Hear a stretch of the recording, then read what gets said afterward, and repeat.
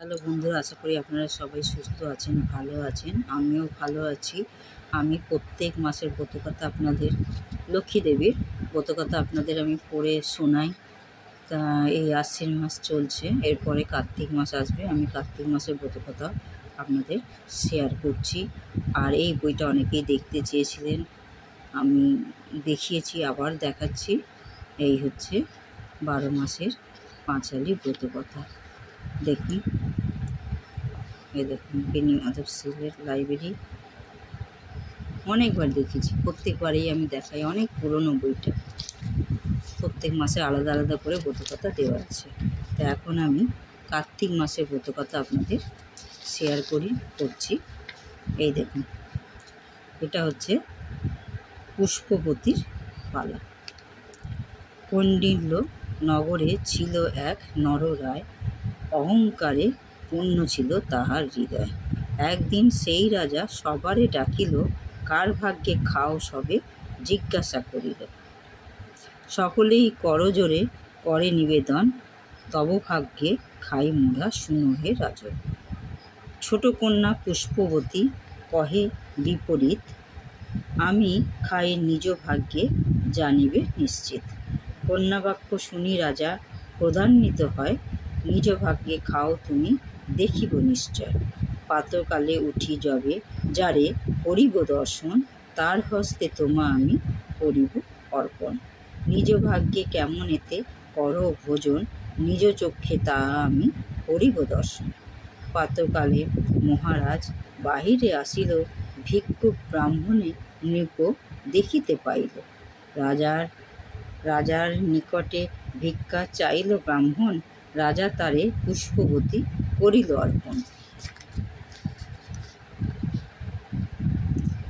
দ্বিজ কহে, রাজকন্যা লয়ে কি করিব? রাজকন্যা বলে, ভাগ্য তোমারে দেখাব। পুষ্পের বচনে দ্বিজ আশা পায় মনে, লয়ে গেল রাজকন্যা আপন ভবনে। ভিক্ষা করে দ্বিজবর যাহা কিছু পায়, দিবাশেষে দুইজনে পাক করি খায়। একদিন সেই দ্বিজে পুষ্পবতী কয়, আমি যাহা বলি তাহা শুনো মহাশয়। ভিক্ষাতরে যবে তুমি করিবে ভ্রমণ, পথিমধ্যে যাহা পাবে করিও গ্রহণ। শুনি তাহা দ্বিজবর হইল সম্মত, পুরায় আনিত যাহা পথ মাঝে পেত। এই রূপে ক্রমে ক্রমে দিন কেটে যায়। পুষ্প বলে, হে কমলা করব উপায়। একদিন মৃত সর্প পথেতে পাইল, সেই সর্প আনি দ্বিজ পত্নীরে দানিল। সেই মৃত সর্প পুষ্প হাতেতে লইয়া, অতি যত্নে সেই সর্প রাখিল তুলিয়া। ভাগ্যের লিখন কিন্তু খণ্ডানো না যায়, হঠাৎ পুষ্পের পিতা রোগগ্রস্ত হয়। রাজবৈদ্য এলো কত চিকিৎসা করিতে, রাজার কি রোগ কেহ না পারে বুঝিতে। অবশেষে সাধু এক রাজারে দেখিয়া বলে, মৃত সর্প আনো দিব বাঁচাইয়া। শুনি তাহা দূতগণ চারিদিকে ধায়, কোন স্থানে মৃত সর্প খুঁজিয়া না পায়।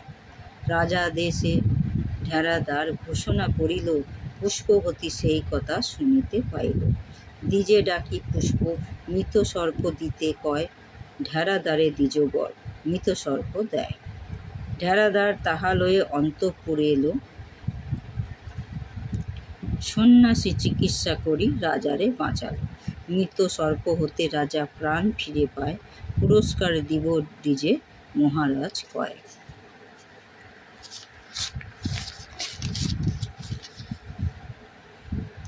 মনে মনে চিন্তি রাজা ব্রাহ্মণে ডাকিল, পুরস্কার দিব তোমা, কি বা চাও বলো।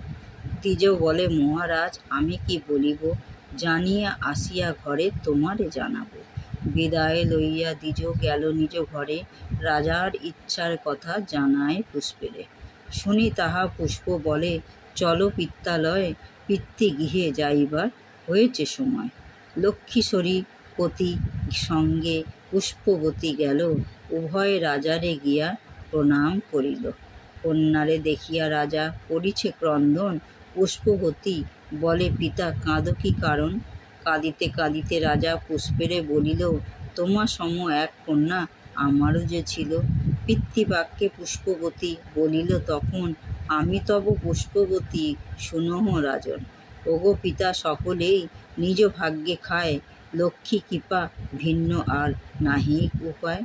প্রমাণ তাহার তুমি পাইলে এখন, যার হাতে দিয়েছিলে এসেই ব্রাহ্মণ। সতীসাধ্যে পুষ্পবতী সুখেতে কাটায়, লক্ষ্মী পূজা করে পুষ্প কার্তিকী মাসায়।